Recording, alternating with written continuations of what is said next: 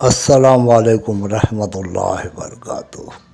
اعوذ باللہ من الشیطان الرجیم، بسم اللہ الرحمن الرحیم۔ اس میں گرامی رسول اللہ صلی اللہ علیہ وسلم کی اس کا مطلب اور فوائد بیان کرتے ہیں۔ بسم اللہ الرحمن الرحیم۔ سیدنا مدثر صلی اللہ علیہ وسلم، بالا پوش اوڑھنے والے۔ حضرت جابر رضی اللہ عنہ سے مروی ہے کہ سید عالم صلی اللہ علیہ وسلم نے فرمایا، میں کوہ ہیرا پر تھا کہ مجھے ندا کی گئی، یا محمد انک رسول اللہ۔ میں نے اپنے دائیں بائیں کچھ نہ پایا، اوپر دیکھا کہ ایک شخص آسمان اور زمین کے درمیان بیٹھا ہے۔ وہ دیکھ کر مجھ پر رعب ہوا اور میں ختیجہ کے پاس آیا اور میں نے کہا کہ مجھے بالا پوش اڑاؤ۔ انہوں نے اڑا دیا تو جبرائیل آئے اور انہوں نے کہا، یا ایھا المدثر۔ یہ پہلی ملاقات تھی جبریل سے جب کوہ ہیرا پر سے یہ سلسلہ شروع ہوا اور یہاں سے قرآن نازل ہونا شروع ہو گیا۔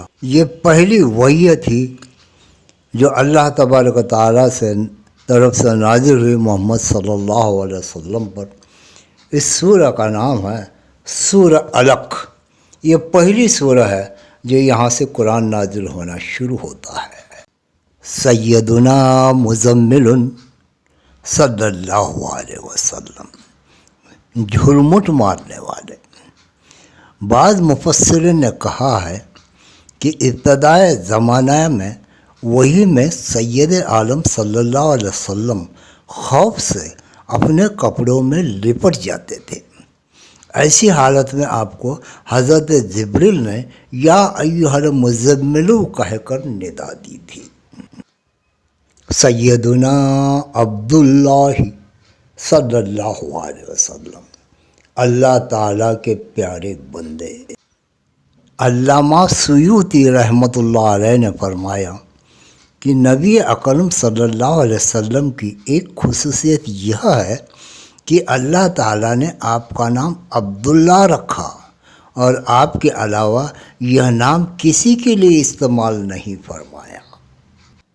سیدنا حبیب اللہ صلی اللہ علیہ وسلم، اللہ تعالیٰ کے محبوب۔ امام بہقی شعب الایمان میں حضرت ابو ہریرہ رضی اللہ عنہ سے روایت ہے کہ حضور سید عالم صلی اللہ تعالیٰ علیہ وسلم نے فرمایا، اللہ تعالیٰ نے حضرت ابراہیم کو خلیل، حضرت موسیٰ کو کلیم اور مجھے محبوب بنایا۔ سیدنا صفی اللہ صلی اللہ علیہ وسلم، اللہ تعالیٰ کے برگزیدہ۔ حضور صلی اللہ علیہ وسلم نے فرمایا، اللہ تعالیٰ نے حضرت ابراہیم علیہ السلام کے فرزندوں میں حضرت اسماعیل کو منتخب فرمایا اور اولاد اسماعیل میں سے بنی کنانا کو، بنی کنانا سے قریش کو، اور قریش سے بنی ہاشم کو، اور بنی ہاشم سے مجھ کو برگزیدہ فرمایا۔ سیدنا نجی اللہ صلی اللہ علیہ وسلم، اللہ تعالیٰ کے محرم راز۔ اللہ جل شانہ اپنے حبیب کریم صلی اللہ علیہ وسلم سے ارشاد فرماتا ہے، اے محمد صلی اللہ علیہ وسلم، تو میرے نور کا نور ہے اور میرے راز کا راز، اور میری ہدایت کی کان اور میری معرفت کے خزانے میں نے اپنا ملک عرش سے لے کر تحت الثری تک سب تجھ پر قربان کر دیا۔ عالم میں جو کوئی ہے سب میری رضا چاہتے ہیں اور میں تیری رضا چاہتا ہوں۔ سیدنا کلیم اللہ صلی اللہ علیہ وسلم، اللہ تعالیٰ سے کلام کرنے والے۔ اللہ تعالیٰ نے اپنے محبوب صلی اللہ علیہ وسلم کو انتہائی شوقت و شان اور آن بان کے ساتھ اپنا مہمان بنا کر عرش اعظم پر بلایا اور خلوت گاہ راز میں ناز و نیاز کے کلموں سے سرفراز فرمایا۔ یہی شب معراج ہے۔ سیدنا خاتم الانبیاء صلی اللہ علیہ وسلم، تمام انبیاء کے اختتام پر آنے والے۔ خاتم النبیین کے معنی خود حضور صلی اللہ علیہ وسلم نے آخری نبی، سب میں پچھلا نبی بتایا ہے، اور یہی معنی صحابہ کرام نے بتایا، اور اسی پر امت کا قطعی یقینی اجماع ہے۔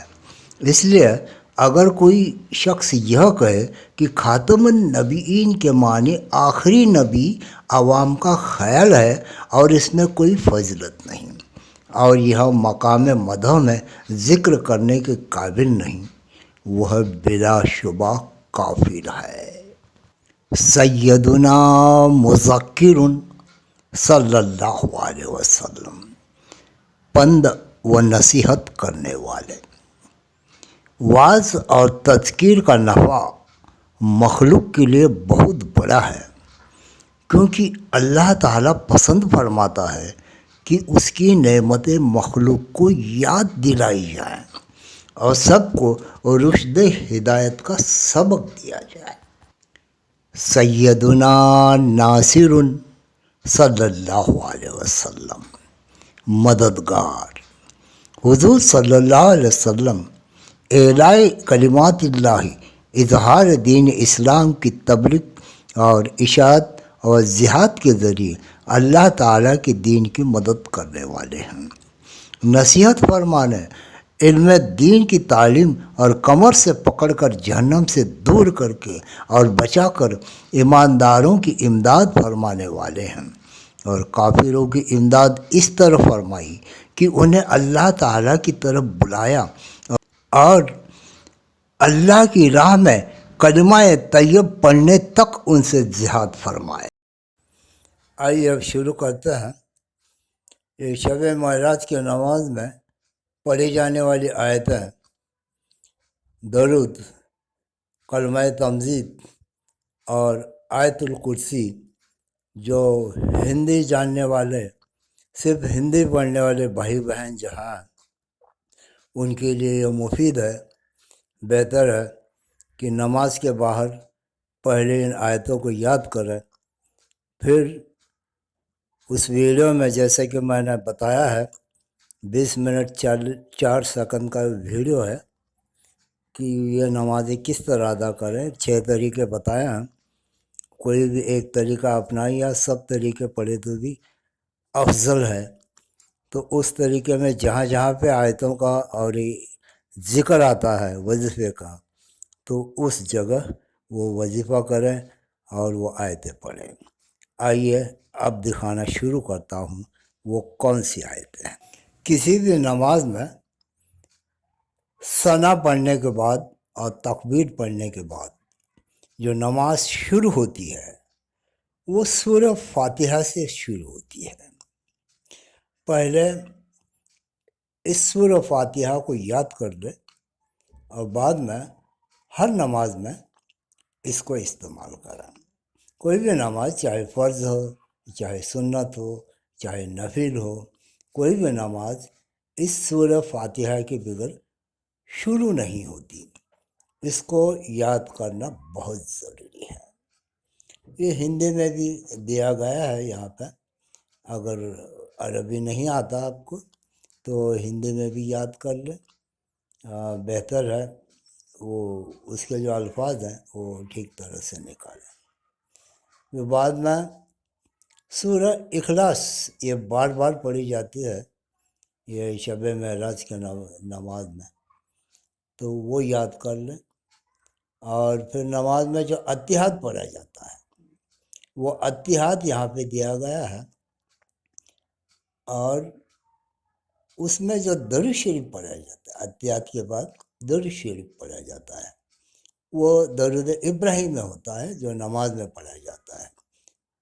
تو یہ سب سے افضل درود ہے، اور نماز میں اس کو فرض قرار دیا گیا ہے، تو اس کو پڑھنا بہت ضروری ہے۔ اور پھر بعد میں اگر فرض نماز ہو تو درود شریف کے بعد یہ دعا پڑھی جاتی ہے، اور پھر بعد میں سلام پھیرا جاتا ہے۔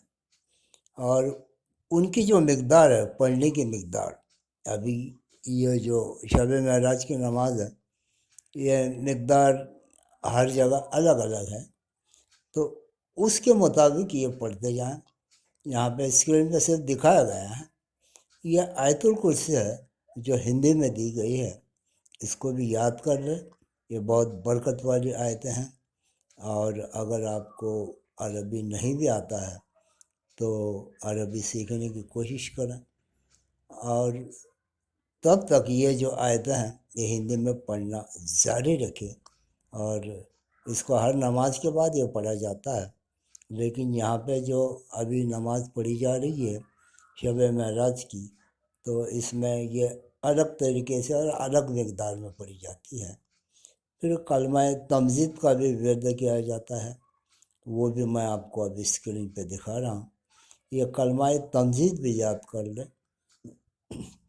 پھر بعد میں درود ابراہیم، یہ میں ہندی میں آپ کو دکھا رہا ہوں، یہ درود ابراہیم بھی یاد کر لیں۔ تو اس کو بہتر ہے کہ آپ یاد کر کے پڑھیں اور کوشش کریں، اور اللہ تبارک و تعالیٰ کوشش کرنے والے کو کامیابی دیتا ہے۔ اور یہ جو نماز ہے یہ شب معراج کی نماز، یہ ہے تو نفل نماز لیکن بہت فضیلت والی ہے۔ اس میں درود ابراہیم بھی پڑھا جاتا ہے، اس کی مقدار کے مطابق پڑھیں۔